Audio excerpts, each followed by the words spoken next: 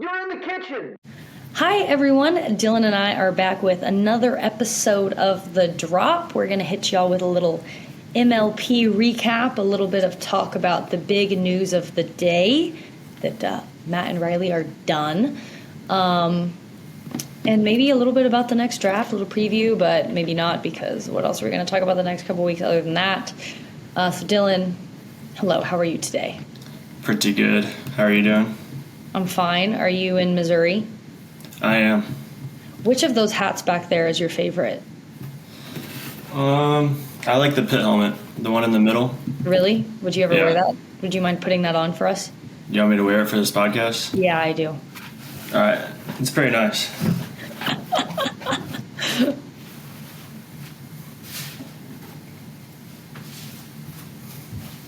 Wow, that's amazing. That's amazing. It's a helmet?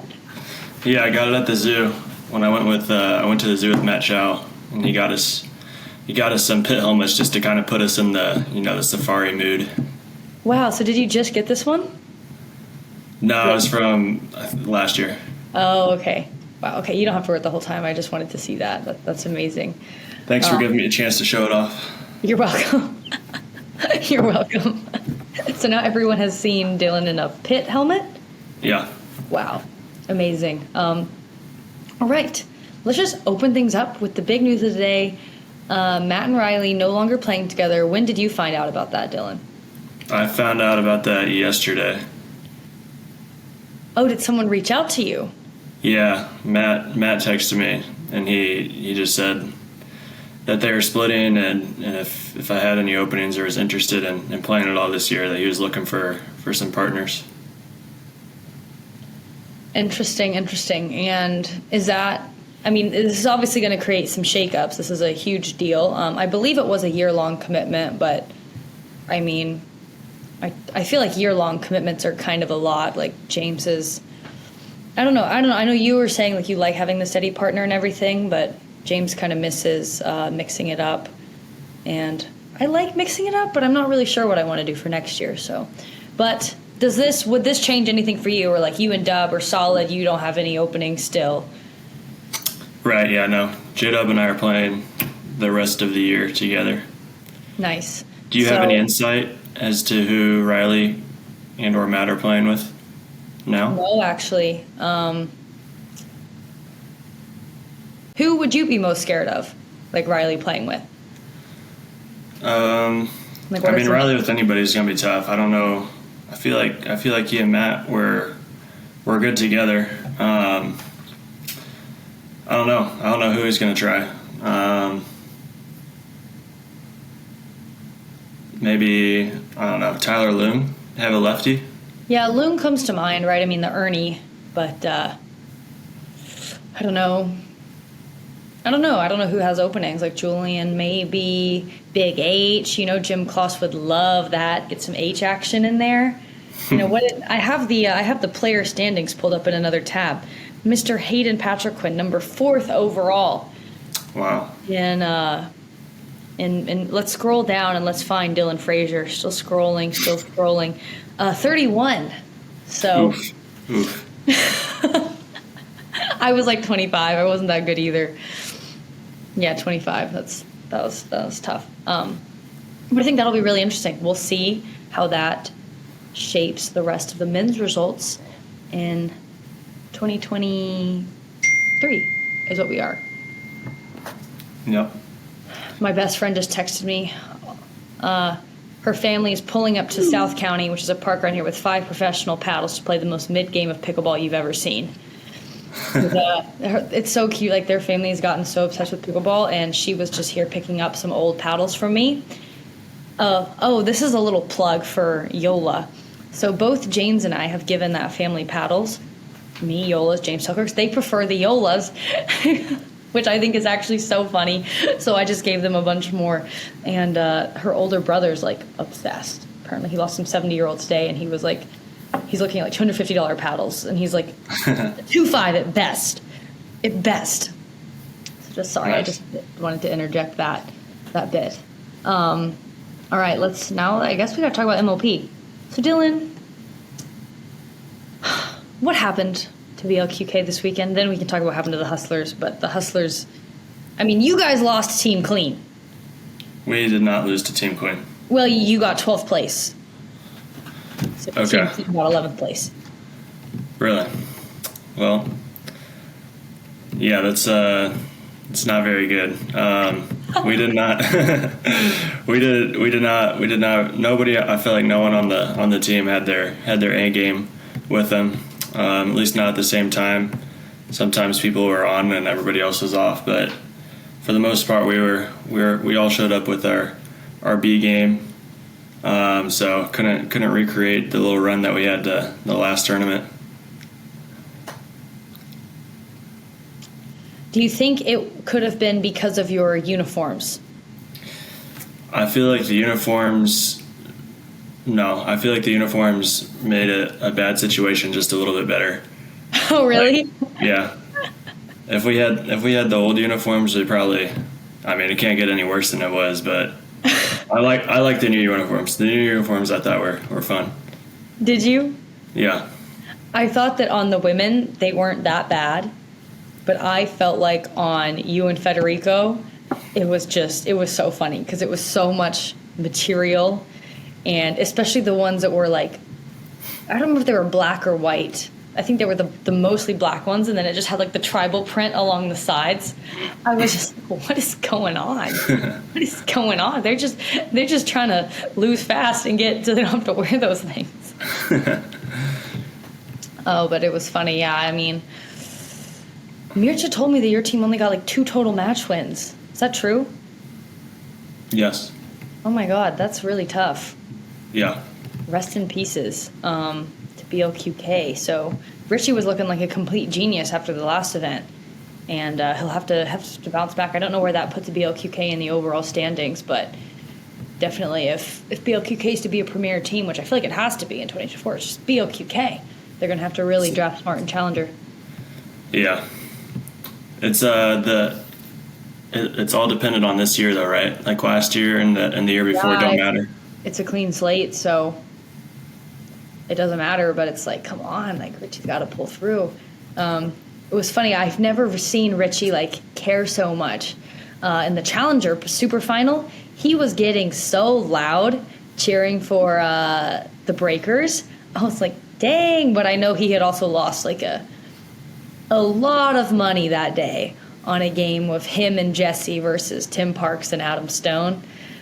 So he was probably a little desperate for a dub, which unfortunately he didn't get. But yeah. Talk about the Hustlers.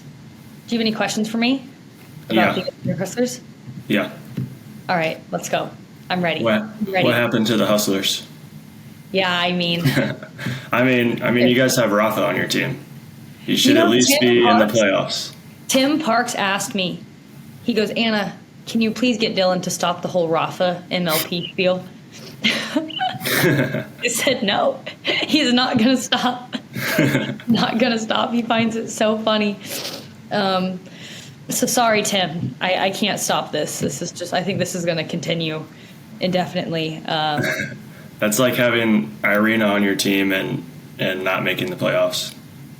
I know. I don't know what to say. And, it's on me because I played mixed with the guy. And we didn't get a W. I feel like on the last day we shouldn't have done that probably because we should have just planned on going 2-2. I don't know. I feel like none of us played well at the same time. And I do feel like Rafa was a little off, to be honest. He got... I think Tyson had people coming to the Hustler house giving for IVs. Tyson really likes IVs. And Lace and I didn't get one. I didn't want to change anything. Rafa said he got one. And, at the end, they put in, something that it was supposed to be extra hydrating. And he felt like maybe he had a reaction to it.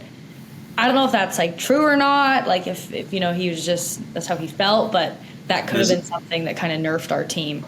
This is the guy that tells people that he gets high off of drinking 4 DayOnes.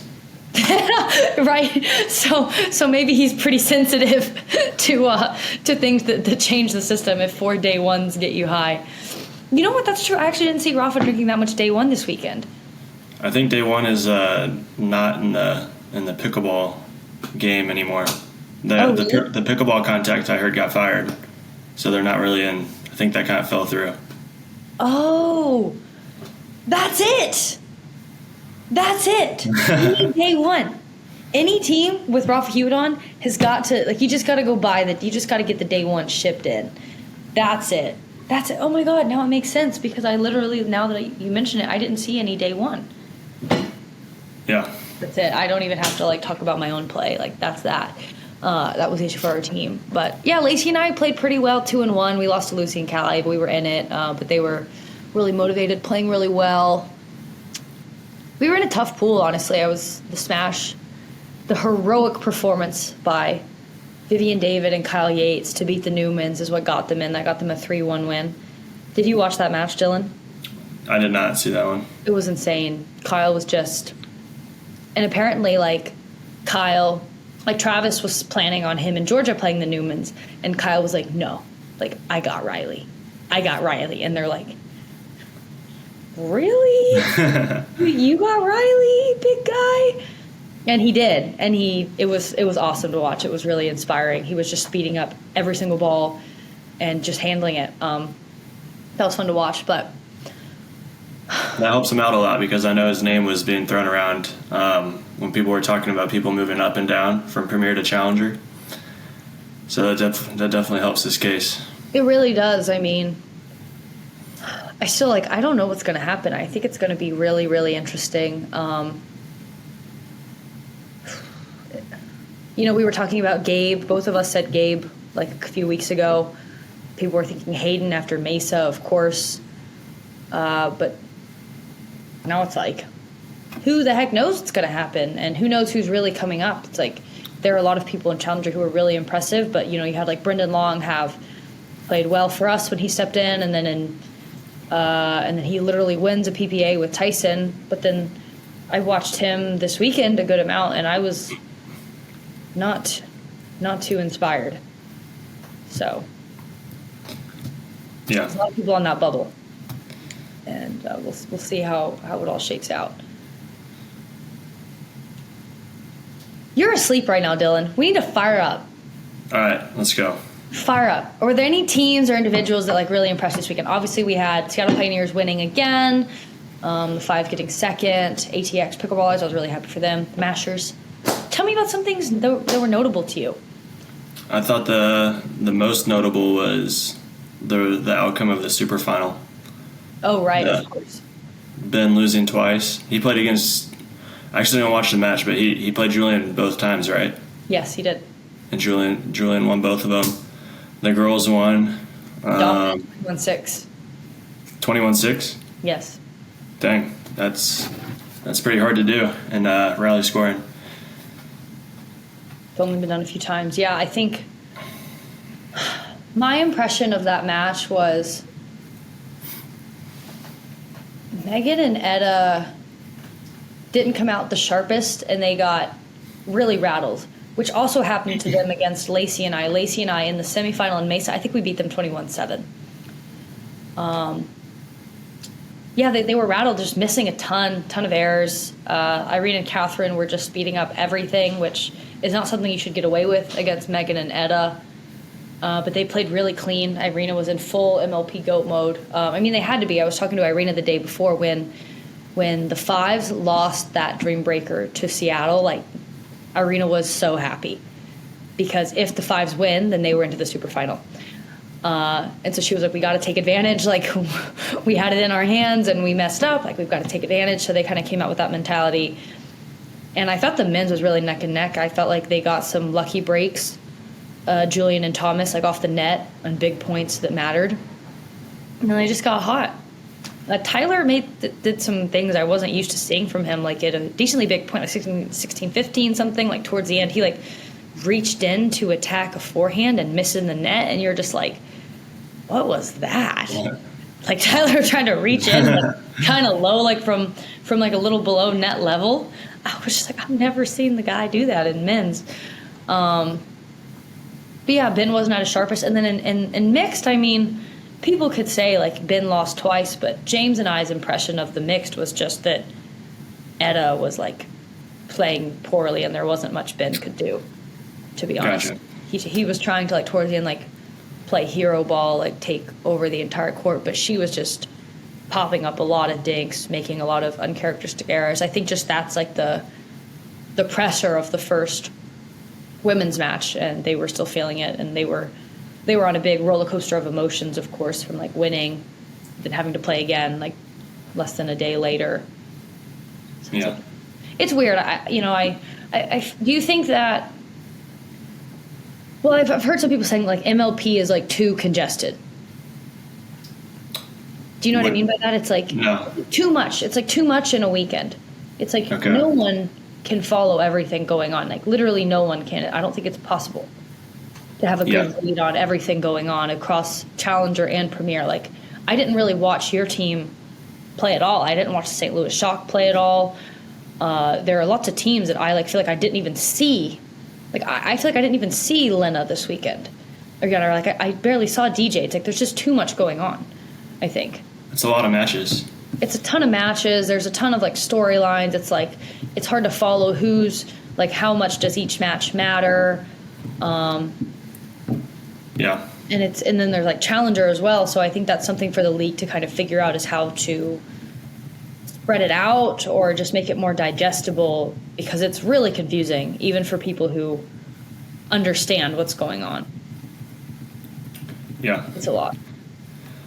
And the super final on top of it too. I heard I can't remember who I was talking to, but it said that it wasn't like it's kind of deflating, like the number, like the kind of excitement that it got, like being the super final, because everybody was kind of tired of MLP already at that point. Like they already did the final of the third event, and then to top it off with the super final, it's like having 2 Super Bowls in a row. Like the second one, you just kind of lose interest a little bit.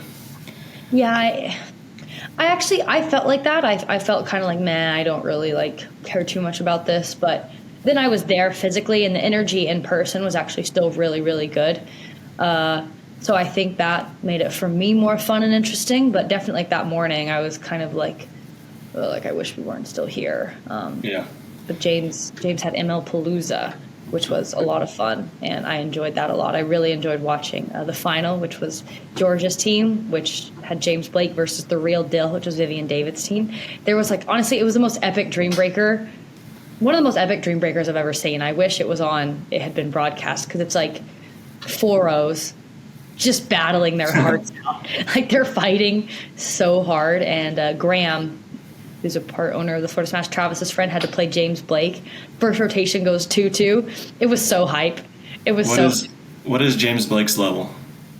Honestly, I think James is like maybe better than me. At least in a situation like that where he's like getting iced. Well, and at least 4-5. For sure. Oh, for sure. He's a 5-0. For sure, like just because he's getting iced, right? Because he's so much better than everyone, and he's like reaching and speeding up everything. Like, of course, in that context, he's way better than me. But as of right now, I would, better at pickleball. But he's really good, and he was fun to watch. He's a really great guy. I coached James's team against that team, and it was quickly like, oh, this is bad. This is really bad. No one's gonna be able to hang with him. And he's using a black ace. It's like, my guy, come on, like get something soft, please. It's unfair. It's not right. Black ace has got some pop for sure. It has a lot of pop. I don't. It's like 9 millimeters. It's insane. Other notable MLP performances. We've got to shout out Matt Wright. I think just turning around the Milwaukee Masters, as well as DJ Young, did get team clean from 12th to 11th place. Maybe with some help from Dylan. Yeah, I was awesome. I was awesome to see. I hope Matt and Lucy play season 2 now, because I know that they were 2 of the people who were a little like not really wanting to. Everyone kind of knows that.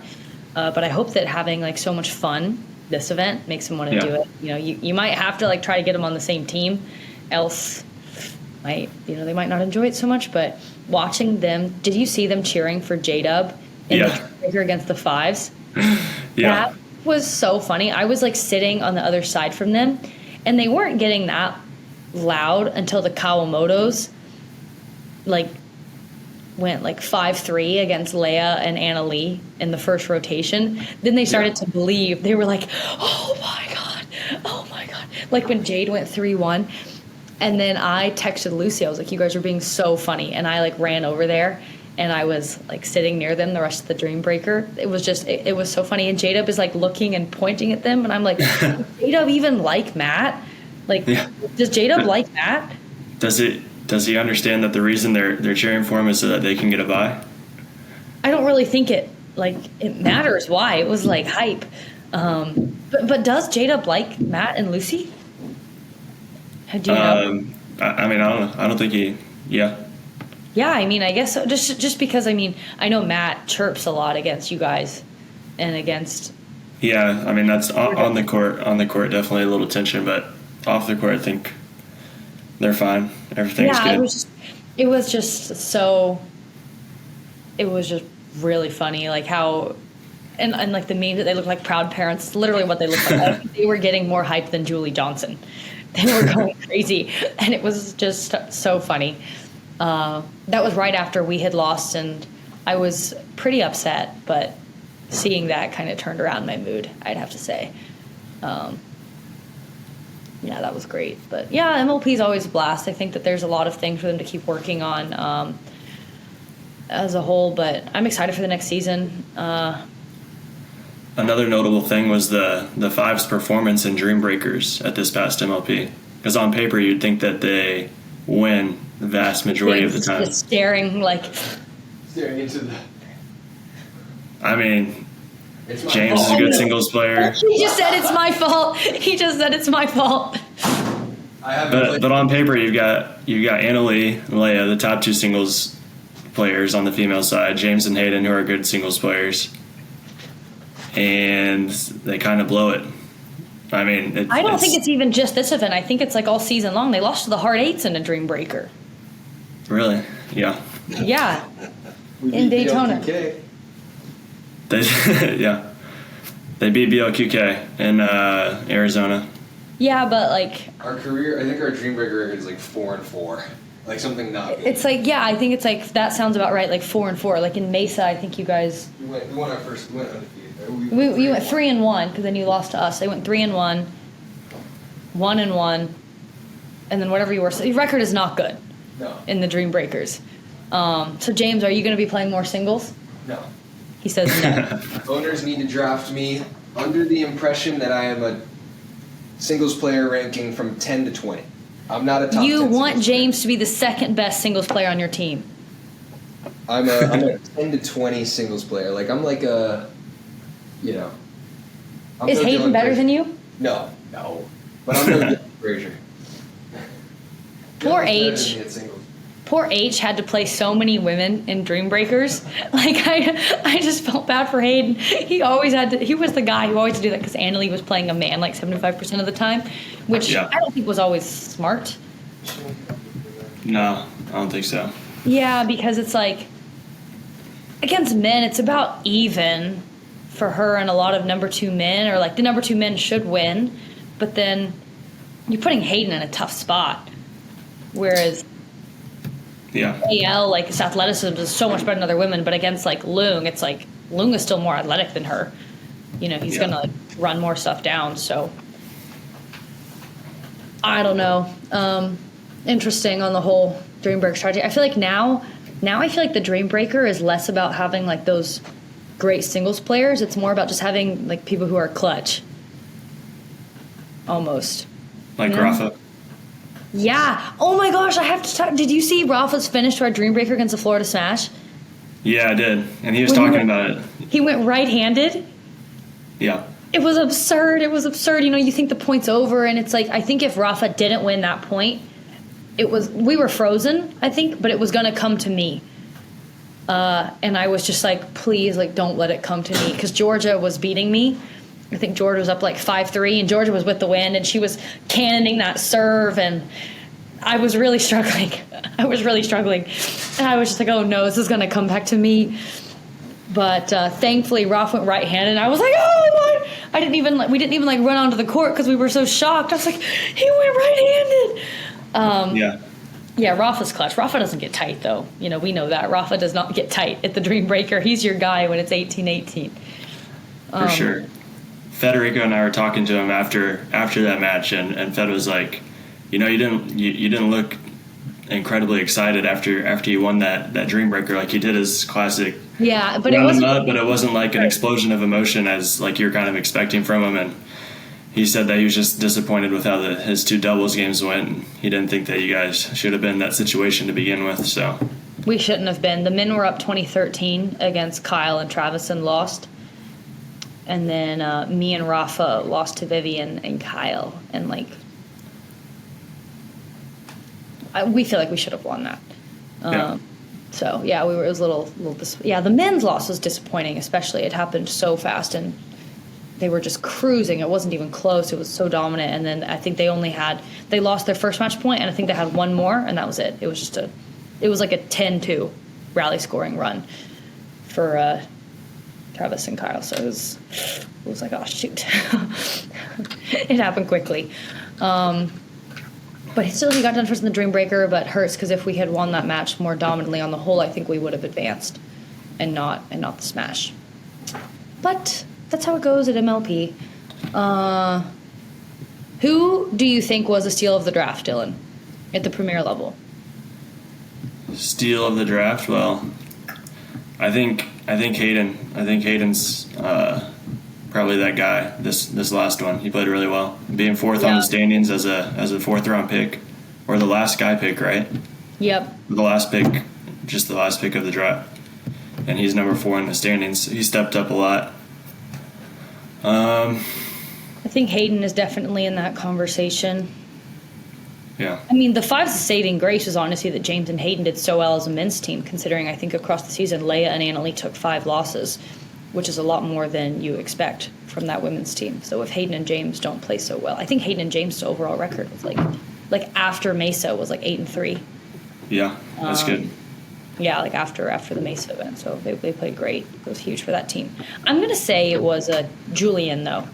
I'm going to say I think Julian was a steal of the draft.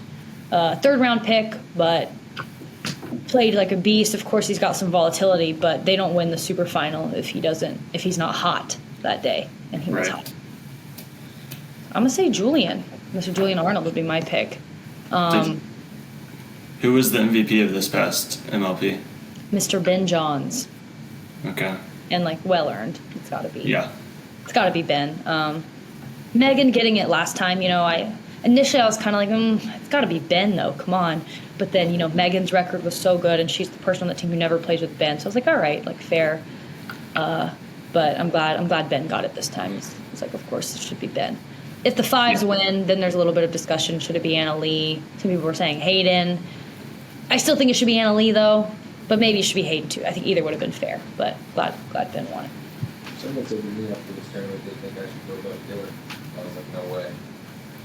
James is just in here casually trying to lower his draft stock. He's just walking by Mikey's like, someone told me I should go above Dylan. I said, no way. No way I should go above Dylan. Right, Dylan? What is it? James just said there's no way I should go above you. Right, Dylan? I mean, the lower you go, the better. Everyone is just casually trying to tank their draft stock. Dylan should go way higher than me. Right, Dylan? There's no events between now and the next draft, right? No. Okay. So that was it. When is the next draft? I think it's July 9th, but I'm not certain of it. Okay. Dylan should go top 6, top 5. Dylan Appreciate that, James. should go top 5 and not 5. James should go 15 to 20. Where should Anna go? 1. No! No! Don't do it! Obviously, Dylan should go above both of us. Obviously. Obviously. James and I should go 12-13. That's where we should go. What if? That would be- 12-13 spot. That 12-13 is a sweet spot. Yeah, everyone loves the 12-13 spot. It's like, it's kind of crazy though, because that's where the Breakers had. The Breakers had the 12-13 spot in Challenger. And if they do what I've heard, I don't know definitively what they're doing, but they might be like swapping picks. So if you had the 12th pick, you're going to have the first pick. So if the Breakers do that, they just won Challenger, then they're going to have the first pick. They're going to take Ben. They're going to be in a great spot to just absolutely sweep and then get Ben again in the 2024 season. But so the Bay Area Breakers is low key, high key crushing it. All right, let's talk a little bit about Challenger. What did you think of Vivian Glausman? Did you watch her play at all? Only a few points. I saw her last few points. Her and Christian against Ryler and who was it, Emily Ackerman. Yes. And not the super final, but in like the semifinal of the MLP. I thought she was playing well. The few points I saw. Yeah, it's tough. I felt like some of the women who I thought were potential high upside picks in the last round of Premier did not have particularly outstanding weekends. Like Rihanna Valdez, Tyra. Vivian played well, but like she didn't play as well as Rachel Summers, right? They got fourth place, or they lost in the semifinal, and they took 2 women's doubles losses. Eva and Rachel had only lost once on the whole year, and they lost twice in group play, and also in the quarters, or in the semi, I guess. And then they don't win the super final, so you can't say that she played as well as Rachel.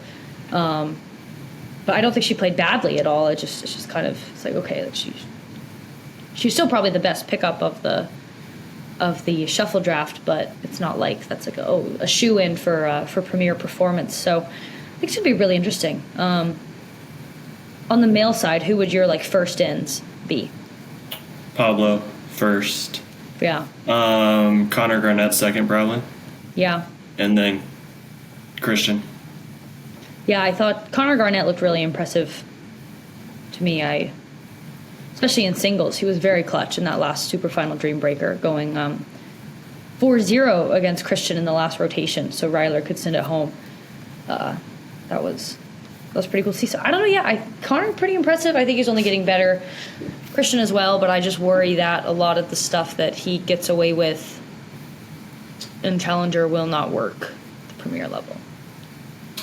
So we'll see about him. It's going to be a really interesting, really messy draft. I think we also may see some kind of loyalty picks. Like the Chicago Slice, they're probably more likely to take Susanna or Connor in the 4th round, right? Yeah. If you need a man or a woman, or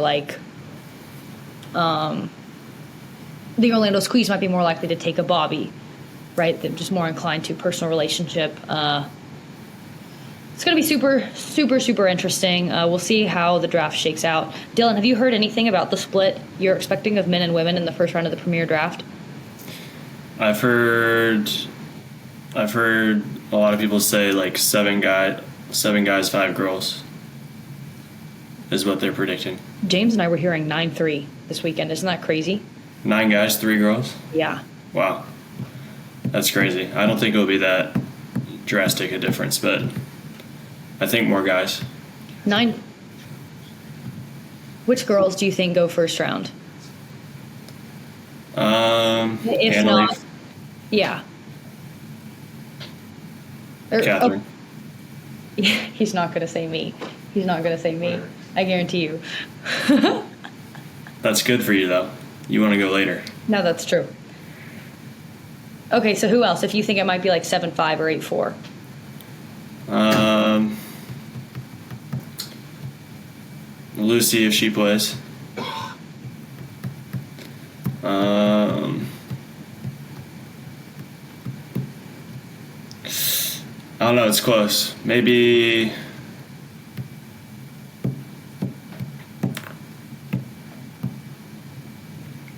Georgia. I would like George and J-Dub not to be on the same team. That would be nice. But it's not something. I don't think they'll get on the same team. I think they'll be drafted too high. Yeah, probably. It would be scary if they were on the same team. That'd be good for them if they got on the same team. Yeah, for sure. 100%. Okay, is there anything else we should talk about? I don't think I necessarily had anything else in my notes. Mr. AJ Kohler. Where does he get drafted? He had a 4-2 record this weekend, actually, so I was happy for him. Like, signed with Takea, new paddle, he might be feeling good, and maybe he's going to play some with Riley. Who knows? Same sponsor. Where does Mr. AJ Kohler get drafted? What do you think? It's hard to say. There are so many people who are really, really hard to place, and he is definitely one of them. With some of him and Jesse lost 3-3 to Leia and Travis, I think, in Texas, and that's just a result. You just gotta like scratch your head out. It's like, wait, what? Yeah. It's like, I feel like his range and level is, he's a pretty volatile player, but for the same reason you'd want to draft a Julian Arnold, you'd want to draft an AJ Kohler, because when he's playing really well, he's tough to beat, and he can take you to the finals. Yeah, it's a good point. Whew, it'll be interesting. Yeah, I think it's going to be super messy. It'll be super exciting, though. I'm sure that a lot of the teams are doing a lot more research and working a lot harder for this draft than they did the first, because for any team that's not like the Bay Area Breakers, that's not in the top 4 of Premier standings, it's like you need to have a good season to have a chance to stay in Premier. Like, you can't bank on like having a mediocre season and kind of sweeping through. For next year, they're thinking that they're going to split it up, or they're not going to split it up. It's just going to be one season next year. Yeah, one season, and I don't know how relegation is going to work, but 12 starting Premier, 12 starting Challenger. Okay. I think it's going to be tough. How many events? I've heard 8. Okay. Nice. Yeah. All right. I think that's all, Dylan. Thank you for putting the hat back on. Maybe I'll wear a fun hat next episode. You should. We should just both wear fun hats. That should just be something we do. What's your most fun hat? I have one that says Daddy's Home. Nice. That my mom made for James. Maybe that. All right. Thanks for listening, everyone. Thanks, guys. Bye-bye.